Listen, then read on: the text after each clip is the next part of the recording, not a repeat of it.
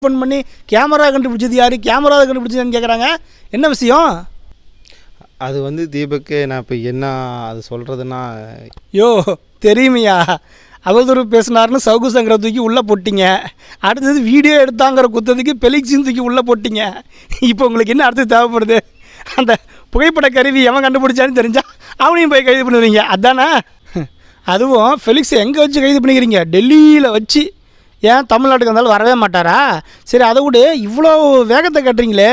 என்னைக்காவது தமிழர்கள் ஆந்திராவில் செம்மரம் வெட்ட போனாங்கன்னு சொல்லி கைது பண்ணாங்கல்ல, கைதாக பண்ணாங்க, அடித்து கொன்னாங்கல்ல, அந்த வழக்குக்கு இங்கேருந்து துப்பாக்கி தூக்கிட்டு போய் 4 பேரை ஆந்திராவில் கைது பண்ணி வந்திருக்கீங்களா?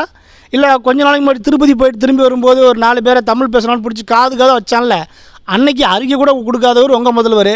இப்போ இதுக்கெல்லாம் தமிழர் உரிமை சார்ந்த பிரச்சனைக்கெல்லாம் இவங்க மாநிலம் தாண்டி போய் வீரத்தை காட்ட மாட்டாங்க. ஆனால் அவதூறு பேசுனதுக்கு மாநிலத்தை தாண்டி போய் வீரத்தை காட்டுறது